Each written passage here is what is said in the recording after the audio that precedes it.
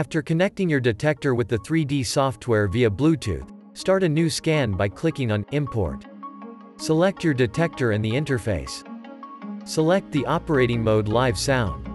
Decide if you want to enable the inductive SRIS search coil and click OK to save your settings. As soon as the software is ready to record scan values, the control panel will be displayed. Click the trigger button to start your measurement. Keep the probe straight in vertical orientation. Move the probe slowly in any direction, forwards, backwards, to the left and to the right.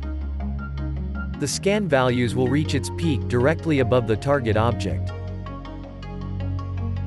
Finish your live sound scan by clicking on the red Finish Import button.